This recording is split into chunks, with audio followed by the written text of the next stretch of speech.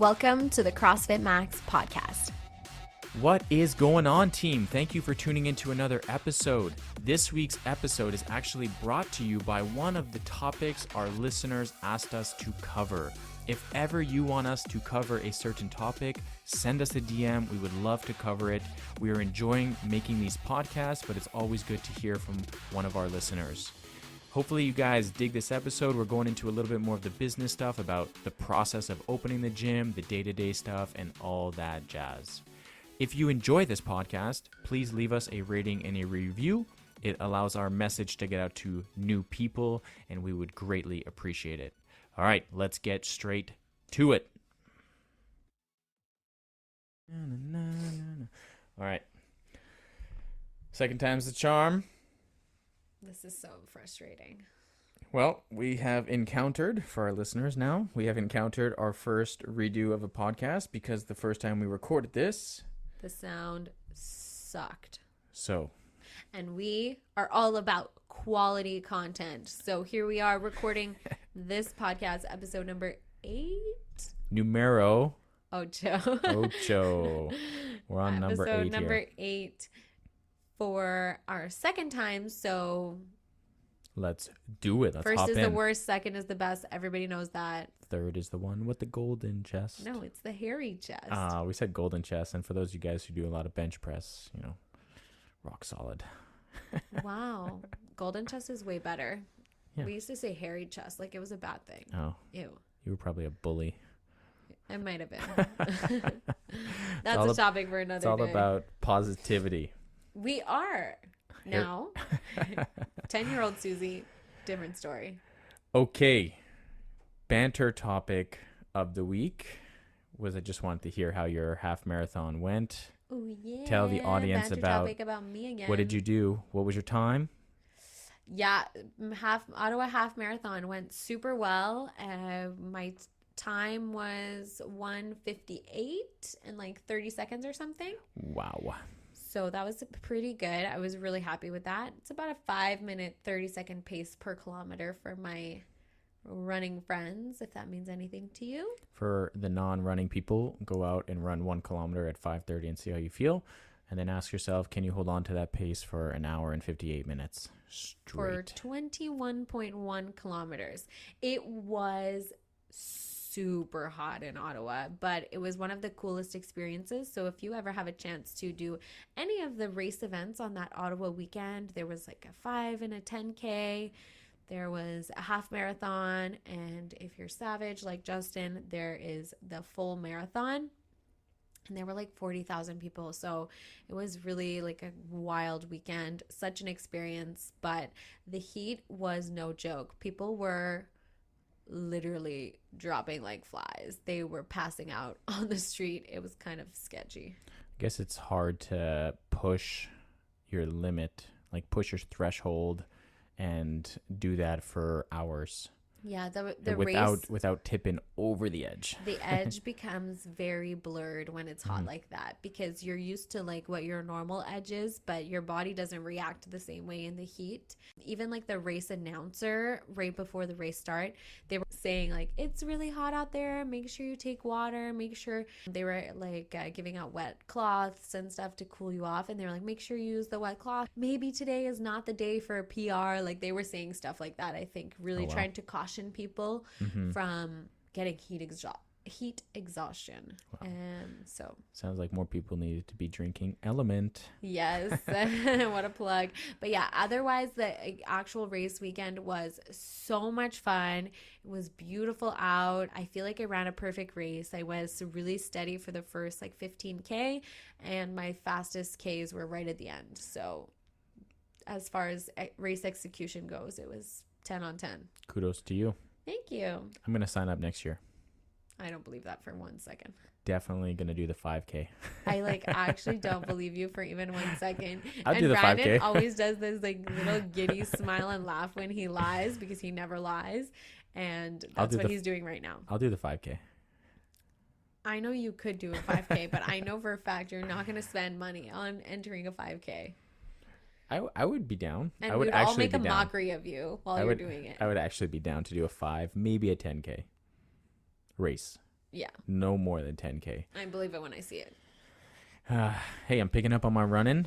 I had a really cool workout this week. Well, first we did Murph this week. Well, I guess by the time they listen to it, it'll be a week before. But I did Murph with the vest, which very impressive. Good for you. Wrecked me. Good for you. And then I had a really, really fun workout a couple of days later with the boys outside, where we did a 10-rounder of 1,000 meter bike erg and then 400 meter run as fast as you could for 10 rounds.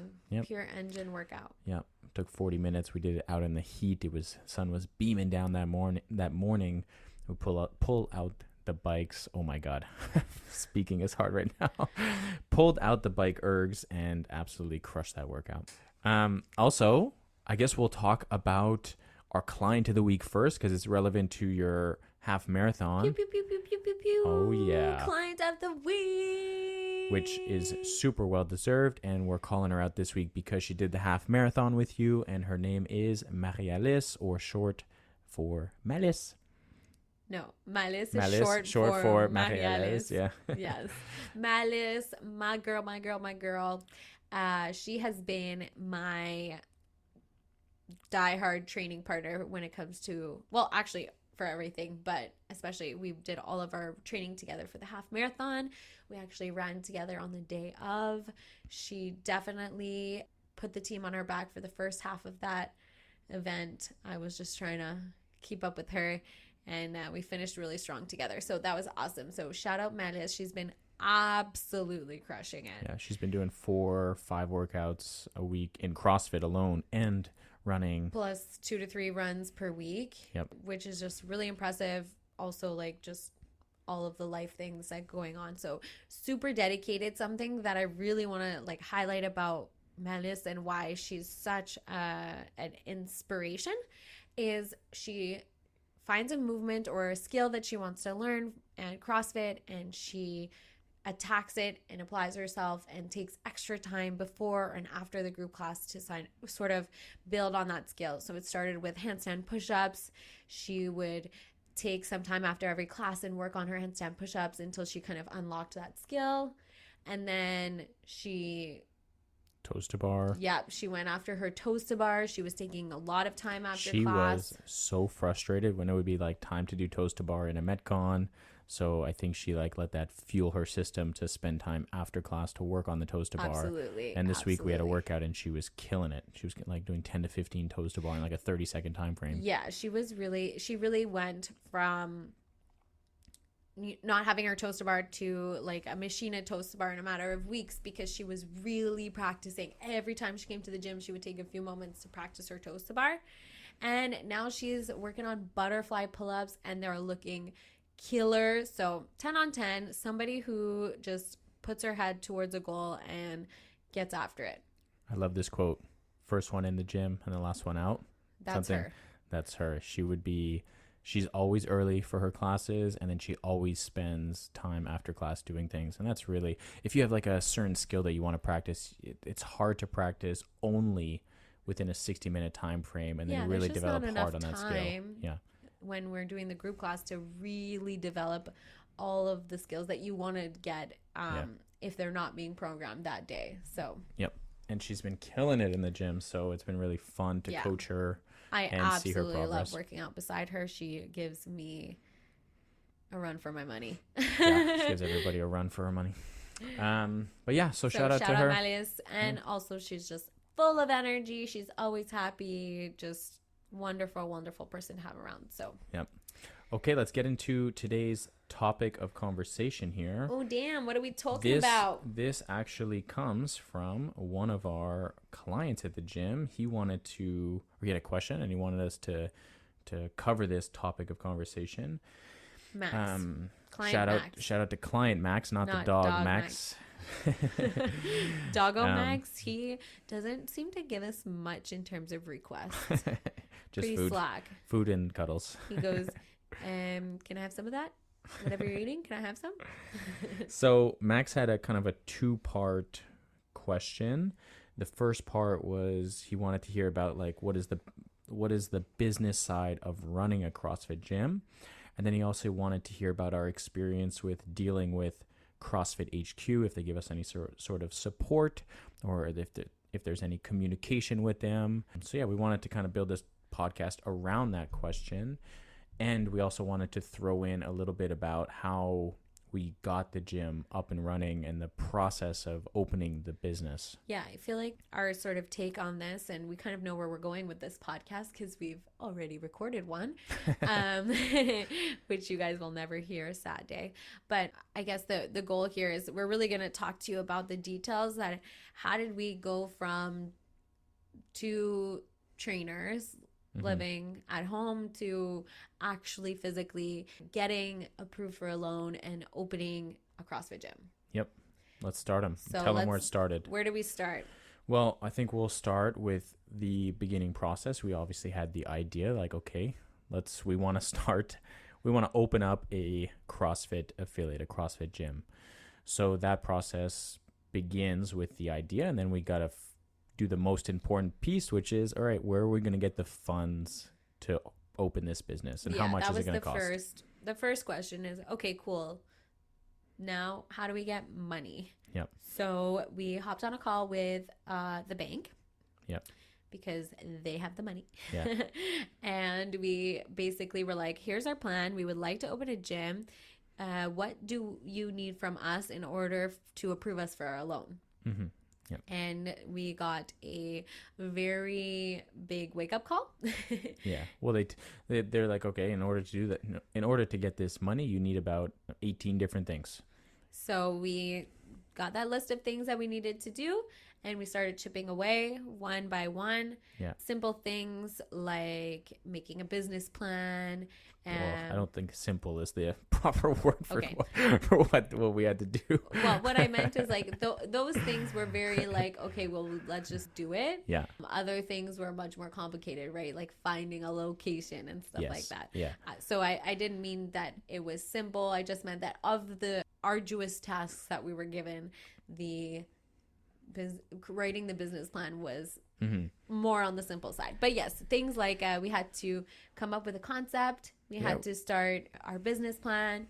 We needed to get projections for how much money we were planning to make with our business. Financial projections were huge because the bank wants to be able to see like, okay, well, number one, like, is this business going to be successful? Because they don't want to just throw their money at people and it go to waste. And like, how successful, when do you plan on being able to pay back a loan, for example? So all of that. Luckily, we have a wonderful accountant who helps us a lot with actually crunching the numbers, because neither Brandon nor I are solid in our business background. I'm a fantastic CrossFit coach, guys. You are. Accountant, not so great. Yeah, our accounting skills are zero. Yeah. So we had to create essentially a big financial plan, projections, business plan, how much it would actually cost to run the gym day to day and stuff. And whatever number we had in mind, we basically found out that very quickly it was way more than we thought. Yep. Right. So I think that was the biggest wake up call for me. I'm like, yeah, we could get this done for like $20,000-$30,000. Yeah. No. False. So false. The first thing I guess it was after we did. No, hold on. Let me backtrack here a little bit.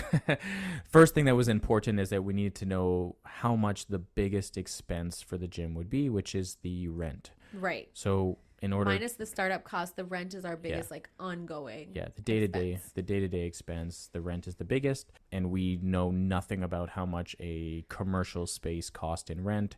So in order to do that, we had to hire a real estate agent, and then we had to start looking for a location. Locations, yeah. So we had some ideas of where we wanted to open the gym.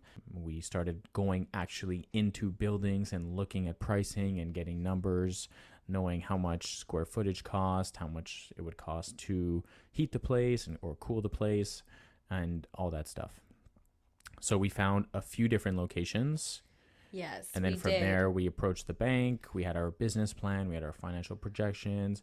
We kind of got a rough idea of how much it would cost for rent and all that stuff. Right. And before we could sign a lease or do anything of that nature, we needed to make sure we were going to get approved for the loan. So it was kind of like this weird process where in order to get the loan, you need to know how much your expenses are going to be. But in order to know how much your expenses are going to be, you need to make sure you're going to get approved for the loan. Yeah. It was a lot of back and forth from the bank and from the realtor, from everything. Yeah. And also, like, each location is completely different. Some locations need a lot more renovations done. Other locations need less renovations done. So the expenses changes. So we would go to the bank and we would present them with multiple options. And the bank would be like, nope, that one is too expensive, or this one would require too much renovation cost. So it was a lot of back and forth. And then eventually we found a spot that we thought was pretty solid. Yes. And we were ready to go. We were like ready to pull the trigger on this amazing location that we found. And then let's just say a little secret here. It is not where we ended up. Yeah. So we found this place that we really wanted. The price was right. The renovations were not too high up there. The size of the location was great. And then when we went to the city, it turns out that in order to open a gym, you need to get what you call like zoned by the city. And the zoning from the city is actually can be really challenging depending on the actual city that you're trying to zone the gym. This location that we found, we contacted the city, and they were not willing to confirm whether they would allow us to have a gym there. Yeah, it was very strange. They said like in a few months, which at the time was like 6 or 7 months away, they would maybe consider zoning that commercial space. Which means also in a few months there was a chance that they would decide that they were not willing to zone it for a gym, and then we were utterly screwed. Yeah, so we could not sign a lease for that place. We had to give up on that idea, but I think that was a massive blessing in disguise, because that led us to find the location that we're in right now. And one of the great things about the location that we're in right now is that it was previously a gym. Yeah. So when we did find it, when we called the city of Pierrefonds for this gym, they were like, well, what was it already before? We're thrilled to hear that it had previously been a gym. So getting the zoning was a matter of days. Yeah.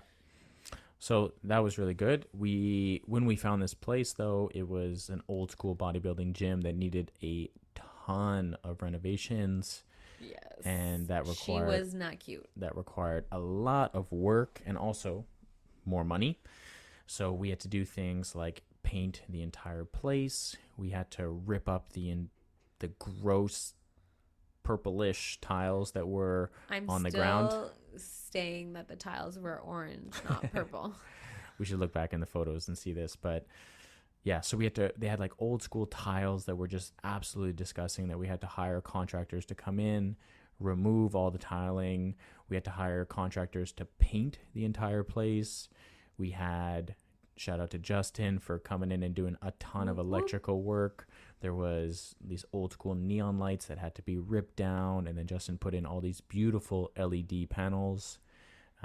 We did a lot of the painting. We had to renovate the entire bathroom, because that bathroom was, there's a murder scene in there. Yeah. Yeah, there was a ton of work to get done at this location, but the benefit of finding this spot was we didn't have to stress about the zoning, because it was kind of a for sure thing.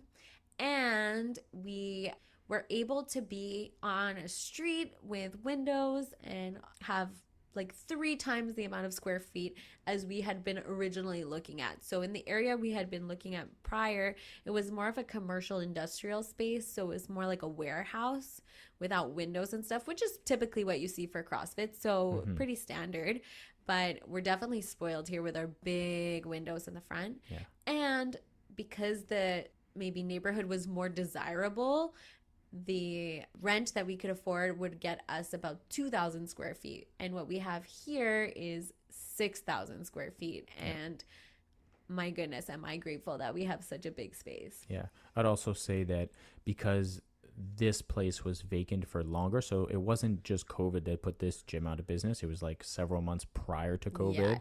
The guy just like let this gym go to waste. And then from what we've heard, we're not sure how accurate it is, but from what we've heard, he just kind of bailed, locked up one day and never showed up after that, left all the equipment here, which the landlord sold, I guess, and got rid of it all. Yeah. Basically, the previous owner had bailed, and then a few months later, the pandemic happened, so they weren't able to rent out the space for a long time. So that contributed to how disgusting it was when we got our hands on it, because it had been empty for like years. But it did give us some wiggle room. The landlord definitely was incentivized to get a tenant on the books. Yeah. So we negotiated a bit. We were able to negotiate, which was awesome. And we actually have a wonderful landlord, and he really believed in us. And I think that throughout this process, let me tell you, there was not a lot of people who believed in us. I think that people, especially in the bank, just looked at us. We were 26 and 28 years old. They looked at us as young, unprofessional people who they did not want to lend money to. And so trying to sort of prove ourselves was really difficult. And luckily with our landlord, he seemed to just see the fire in our eyes and was willing to kind of take a chance on us. And I'm so grateful he did, because I know on paper we didn't look that good of a we didn't look like that good of a tenant on paper, but he saw our passion and our excitement, and thank goodness he did. Yeah. Okay, so we created this pretty solid business plan. We found the financial projections, we found the location that we really wanted to go for. So we ticked off most of the things on the list from the bank. And then the bank wanted to see, I guess we don't want to go too much into our personal financial situation but Brandon and I had to invest some of our personal money. Yeah. They wanted to make sure that we also had skin in the game. I think something that we haven't explained yet, it's hard to remember because we talked about this already once, but something that we didn't explain yet is how the business loan actually works. Yeah. So what we had anticipated would happen, which is not the case, but what we had anticipated was you kind of say, okay, I need X amount of dollars in order to fund my project. And so you would get approved, and then they would just give you that money, and you could kind of use that money to do whatever you needed to do. Yeah. Or my thought process was you would make this application, and then they would tell you how much you would get approved for. Oh, yeah. Okay, yeah. Which was so neither of those were the case, right? Yes, exactly. So basically what happens with the type of loan that we got is that they need to see every single quote and invoice of everything that you want to spend money on. And once you provide them with the exact invoice, let's say in the case of equipment, you say, this is exactly the invoice of what we want to get from Rogue. Once they see the invoice, that only then will they let you know if they're gonna release the funds or pay for that. Yeah. So you kind of have to, prior to committing to getting the loan, you have to gather all of the invoices that you're gonna want to have and say, okay, based on all of these invoices that I've collected, that the cost of the project will be exactly X amount. And then you ask to get approved for that amount. They let you know if they're going to approve it. Usually what happens is they'll approve for like 90% of the amount. And so we had to fund the other percent. Do you want to tell them how we funded it, or do we not want to go into that? Yeah, we can. We can say, let's tell them. Tell the people. You're getting the juicy version part 2. We didn't talk about this so much on part 1, but yeah. I don't think there's any shame. I think one thing that we should say is we didn't get any investors. Nobody gave us money. Yeah. Susie and I are 50-50 partners. We kind of joke about this because on the legal signing of this, I am the secretary. Yes, Brandon is the secretary, so I always make fun of him for that. But I'm also the president. He's also the president, but I'm the vice president and the treasurer, which means that I handle the money. So we essentially just used our condo that was significantly improved on its value. Yeah, basically we were able to take out some equity on our condo that we had purchased because the timing was right and the price of the condo had gone up since we had purchased it. And so we basically used that equity as our personal investment in the gym. Yeah. And what I guess we can get into this, but what we thought is that we just had to show the bank that we had money, cash, I guess you call it. It's just that we had the funds to be able to support the business in the event that we weren't making as much money as we had projected. Yeah, or essentially if we would have had to go bankrupt and we would have had to pay the bank back, we would have had to be able to show them that, hey, we have this cash that we can essentially pay the loan back. Right.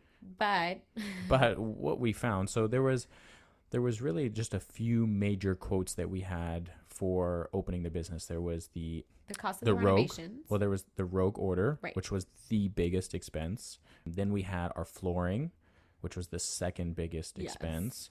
And then we had contractors doing the demo stuff. The painters. And then the last thing, was there four? Or was there something I'm missing here? Just like overall renovation costs. Yeah, and then, exactly. Yeah. So like my dad and I did flooring, most of the bathroom and stuff. Toilet, all those things. Yeah. So, but like the four major quotes. Oh, sorry. The fifth one is the lights. That was a big expense as well. Yeah. The lighting. Yeah.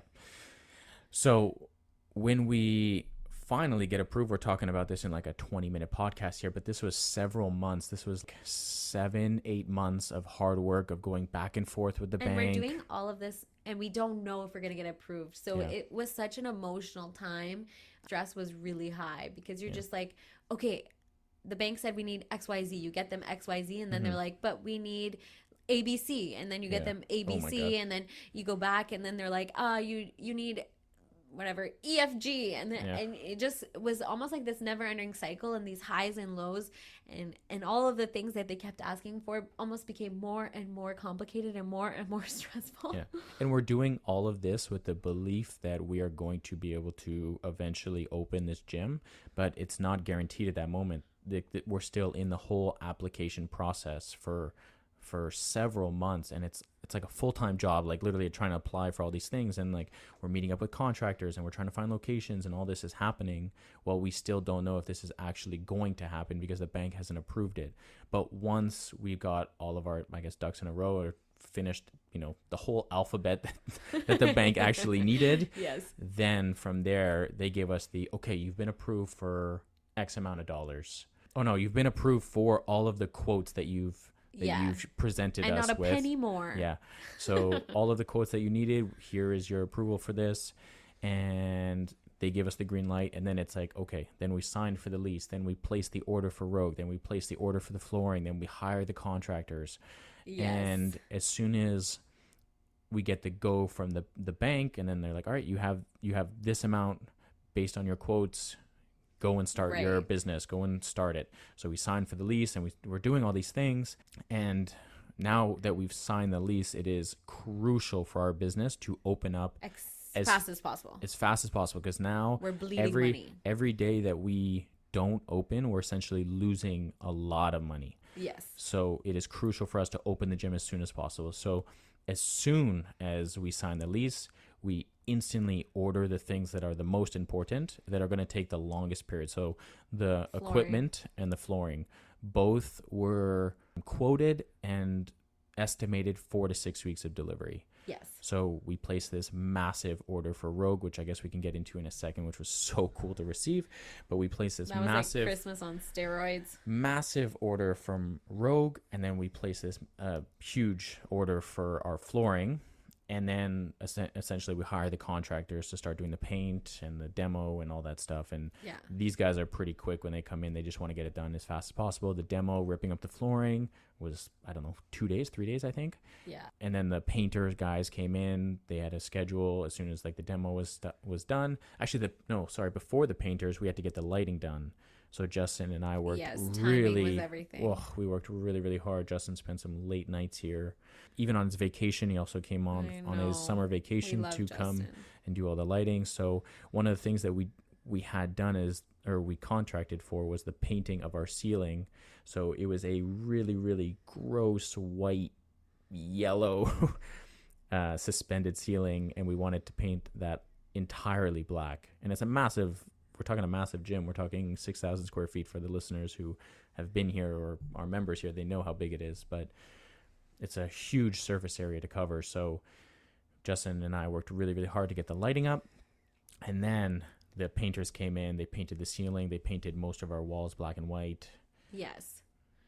which was crazy. But then yes, when I was like, get to the juicy part, baby. When we place our massive orders, our two biggest expenses for starting our gym, the equipment and then the flooring, the bank says, oh, well, actually, you need to have the equipment and the flooring on site in order for us to release the funds to you. So we are talking about tens of thousands of dollars of equipment that we've ordered from Rogue and from our flooring company. And the bank is like, we'll give you money, but only once it's physically inside your gym. Yeah.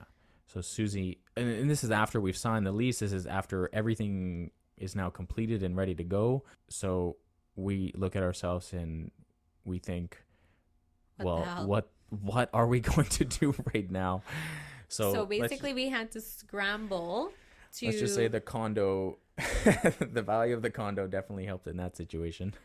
Yeah, basically we liquidated every single dollar that we had available to us anywhere of our personal money in order to front the costs for everything. Yeah. And that was the 4 to 6 weeks it took to deliver. Yeah, we're talking 4 to 6 weeks. Long. And the equipment, the Rogue equipment, came within I think maybe even 5 weeks. Let me tell you, when I say we were eating beans and rice, I'm not joking, guys. This was a long 4 to 6 weeks where we had maxed out every line of anything we could in order to fund upfront costs. And then all I could think, and I know it was a bit of an irrational thought, but all I could think is what if the order doesn't come? What happens? What if someone steals our truck with all of our Rogue equipment and it doesn't show up? I just had so many panicky thoughts during that time. Yeah. So not only are we now every single day that the gym isn't open, are we losing money or maybe not making money? We are also now invested all of our personal money into this. We had everything on the line. Yeah. Skin in the game times 1,000. That's for sure. So we received the Rogue order within 4 to 6 weeks. It was freaking insane for any CrossFit person to receive a truck full of brand new beautiful equipment. It was shiny. It smelled good. This is I've never Christmas been so morning, aroused by a bumper plate in my whole life. Christmas morning on steroids. We are receiving brand new row ergs, bike ergs, ski ergs. We're getting the rig. We're getting individually boxed bumper plates. Oh my god. And every single bumper plate was in its own box, and I wasn't even mad about it because opening each one was a joy. Yeah. Oh, and they were so shiny and they smelled so good. Wow. So we receive all of this amazing equipment and we're like, wow, thank God. 5 weeks later, roughly, the bank, they come in, they take photos that we've actually received the equipment. I know that in hindsight, they explained to us that it's to avoid people getting approved for these types of loans and frauding them. Yeah, essentially taking the cash and then dipping out across the world. But there's a major flaw in the system because we had already signed the lease. We were already on the hook for the lease and all of these things before we even found out that this is how it was going to play out. And so imagine we didn't have the ability to scramble together all that money. We would have been stopped before we could even get started, and we would have had to go bankrupt before we even got the loan. Yeah, it was so silly. Honestly, I've spoken to a few people at the bank since because I'm like, this doesn't make sense. The worst is that they told us set you up to fail. They told us this after you have signed the lease. A lease, we signed a 7-year lease. We are legally bound to spend a lot of money on this lease. So if we cannot open up our doors, it's a scary situation. But anyways, it didn't happen. So luckily we found a way. And honestly, this whole process has taught me that we will always find a way. Yeah. So we received our equipment on time. The flooring, on the other hand, was not on time. The flooring was delayed and delayed and delayed. And it took, I think, 9 to 10 weeks. So we are sitting in this now pretty...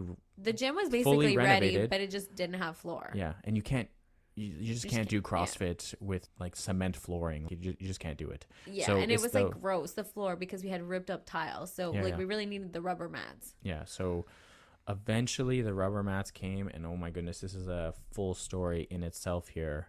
They were supposed to be pre-measured, pre-cut for us. We were essentially just supposed to lay them down, glue them, and then open our gym doors. Wouldn't that have been nice? Yeah. So we received, I guess. That is not what happened. I guess for the people who haven't been here, we'll let them know. We don't have a dock. Normal industrial areas, like you would think, you pull in the truck, you open up the dock, and then you essentially roll out these mats. Right. There's no garage door either. Yeah. It's just a double back door, and it's got like a lip, so you can't go over and under it, you know? Yeah, you can't like roll in and roll out of it. It's a step. Yeah. And then it's a double back door, but then that leads into a singular, like regular room door that opens into our gym. Yeah. So it gets even more narrow. So we eventually were stressing, eventually got the call like, hey, the flooring is coming in 2 days. It'll be there at, 6 a.m. So we, 6 a.m., show up on a Friday. I contacted a few friends and said, hey, the flooring is coming in. Would you mind helping us out, place it down? So 6 a.m. the Friday, we get here. The truck pulls up in our back, and it's like an 18-wheeler. Massive 18-wheeler. We had 6 massive rolls, huge rubber rolls that weigh 1,200 pounds each. That are not pre-cut, not pre-measured. No. They are just one massive roll, or 6 massive rolls. And I don't know if people really heard how heavy that really is, or know how heavy that really is. But like 1,200 pounds is... 4 of our strongest dudes at the gym could not lift one full roll. We couldn't budget.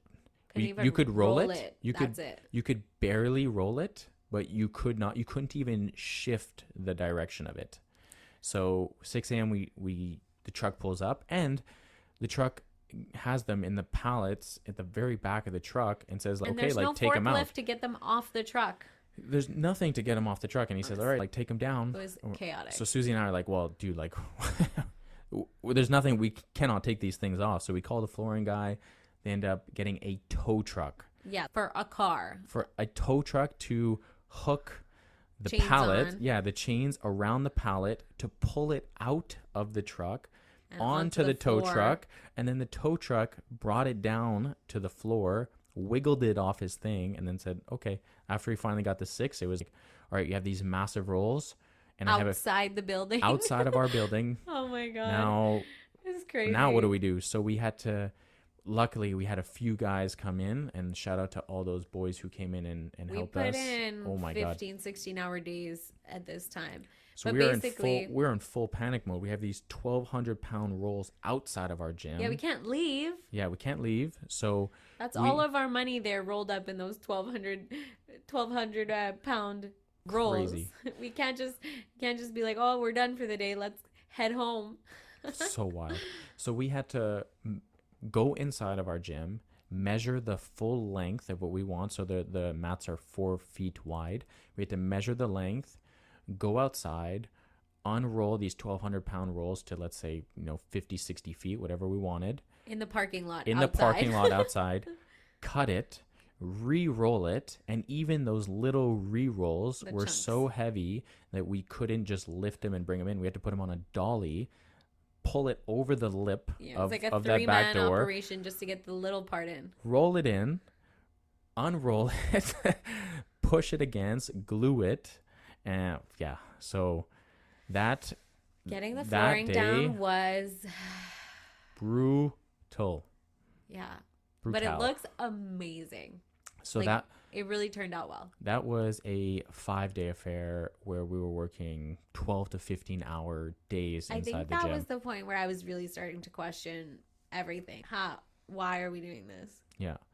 So that was a crazy time.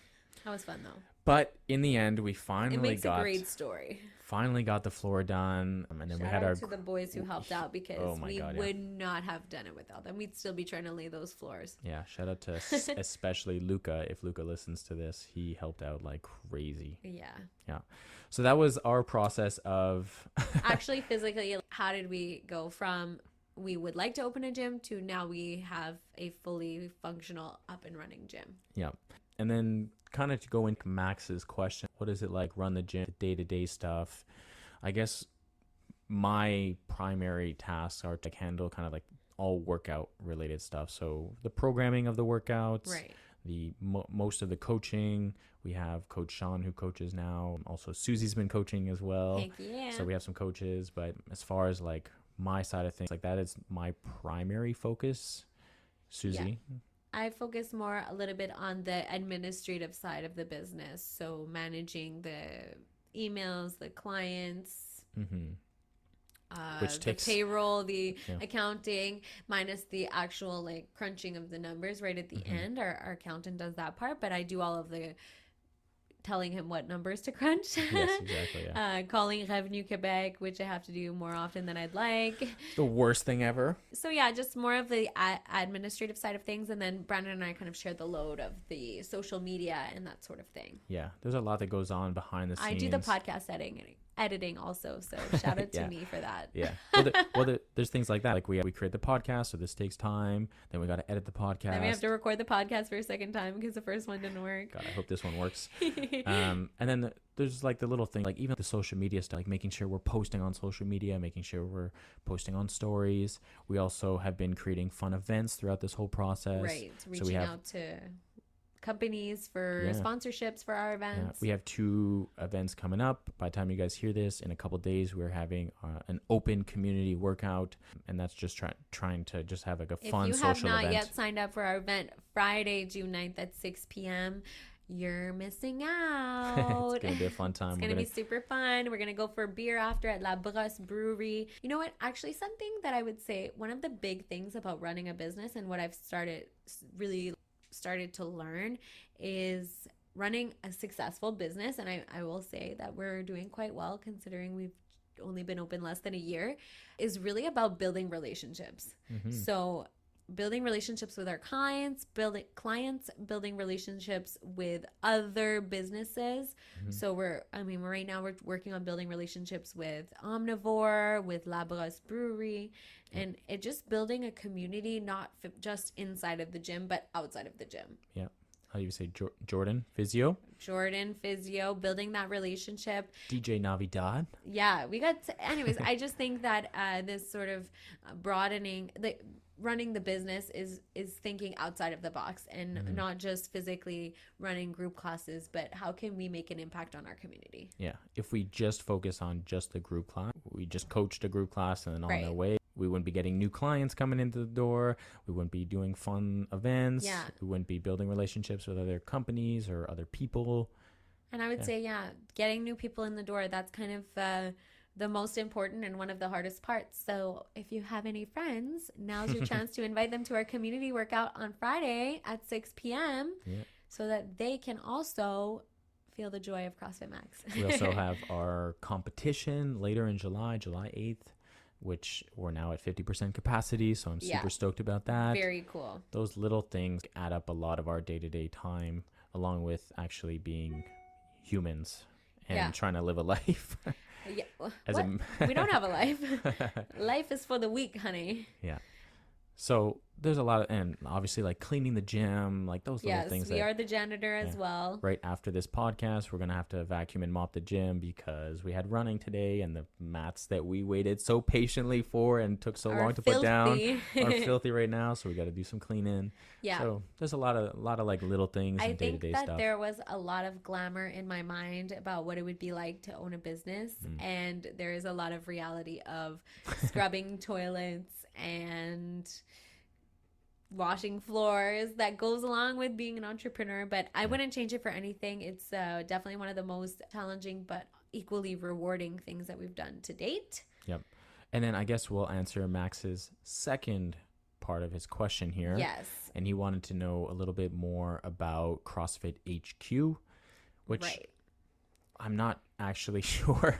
Okay, well, let me give the short answer to his question of does CrossFit HQ help us in any way? The short answer is no. Yeah. The more detailed answer, maybe the gentler answer, is indirectly yes, because obviously their primary goal is to grow the CrossFit brand. And doing that, I think, benefits all of the CrossFit gyms indirectly, because if CrossFit overall worldwide is doing well, that is great for CrossFit Max. Yeah.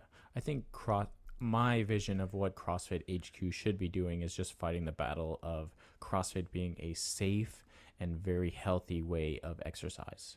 Yes. And I think they're doing a way better job now than what they were doing, Absolutely. Maybe 15 years ago, 10, 15 years ago. Yes. Where before it used to be, people would think it would be more military, hardcore intensity, doing the craziest workouts you'll ever do in your entire life. Right. Versus now it's like, hey, this CrossFit's is for anyone. CrossFit is for anyone who wants to do it, anyone who's willing to put in the work. Absolutely. And it's very safe, very healthy. Right. Great way to test your fitness, but also could be for the 65-year-old grandma. It could also be for the 18-year-old college athlete. Yes. Yeah. But I think for the day-to-day business side of things, CrossFit HQ is very uninvolved in what goes on inside our doors. But I kind of want it that way, because I like that we get to make our decisions and we don't have to run it by anyone. Yeah. We get to create our own program, our own branding, and all of those things, which is amazing. They do organize some leadership summits. We just haven't been able to coordinate a time to attend any of them. Well, I mean, they did one in Toronto couple months ago, and we're not going to drive out to Toronto. Yeah, basically we're not going to go all the way to Toronto to pay money to attend one of their events. Yeah, but the point is they're doing some stuff. They're trying. I know that they've been doing like webinar stuff and then trying to send it out to the affiliates, like just things like how to run a successful teen program, or right. They're trying, and I would say it's not necessarily CrossFit HQ. It's more CrossFit Canada. So CrossFit Canada is now, I guess, the CrossFit HQ of our country. I'm not sure if it's like that for every country, but CrossFit Canada seems to be the one. I have zero contact with CrossFit HQ since we've actually been affiliated. No. But CrossFit Canada, I think, is like the affiliation that works with CrossFit HQ. Right. But nobody who works at CrossFit Canada has ever come to CrossFit Max and like seen it or anything. Yeah. So we're pretty disconnected, but I'm not mad about it. I like what we're doing. I don't think we... Are you mad about it? Okay. I feel like it's a little bit rude that they haven't even come to check us out. We've been open for almost a year. Yeah. Shouldn't we be like on the website of the example of what you should be doing, because we're crushing it? I'm a little Salty. Where's my award? I'm a little bit salty in this sense. I don't want to add too much negativity to this, because I think what CrossFit HQ is doing. We love CrossFit. CrossFit HQ is doing a good job of fighting the battle, that creating the healthy brand. Correct. But I would definitely say that now the representatives of CrossFit Canada are within a 25 to maybe 30-minute drive of our location. And I'm a little salty that they haven't even come in to see our place yet. So if you're listening to this podcast, you're welcome to come anytime, and we would be thrilled to show you around the gym. Heck yeah. CrossFit and if you're Canada, not listening to this podcast, I'm not surprised. No. Don't want to put too much salt. But yeah. Anyways, I hope, Max, this answered your question in some thorough detail. This was a little bit of a longer, probably actually our longest podcast yet. Hopefully you guys all enjoyed it. I feel like it's fun to give you guys a little bit of the inside scoop of sort of the blood, sweat, and tears that went into physically getting the gym open. Mm-hmm. I love that it seems to be running so smoothly now, but it definitely wasn't a smooth process to get to where we are now. Yeah. But what doesn't kill you makes you stronger. A 45-minute podcast, we talked about what took like 9 months to do. Yeah. And a lot of stress and a lot of hard work. And a lot of tears on my end. Yeah. But I just cry. Yeah. Well, those were good times, but so worth it. I'm really proud of where we're at, and it still just feels like the beginning. So hell yeah. Keeping up what we're doing. Yep. So if any of you have any other topics that you would like to be covered, please send us a DM. We would love your requests. We're open books for the most part. I love also hearing you guys talk about it in the group classes. Yes. It's super cool. Again, shout out to Malice for being client of the week. Boop, boop, She's boop, been boop, boop. crushing it. And shout out to all of our clients at CrossFit Max. All of you guys are just smashing your workouts and doing so well. So we are very proud of all you guys. And if you haven't yet joined us at CrossFit Max Community Workout this Friday, June 9th, is your perfect opportunity to join us. But otherwise, just hit us up in the DM, send us an email. Click the link in the show notes. And now is the time, okay? Stop procrastinating. We're excited to meet you. All right, guys.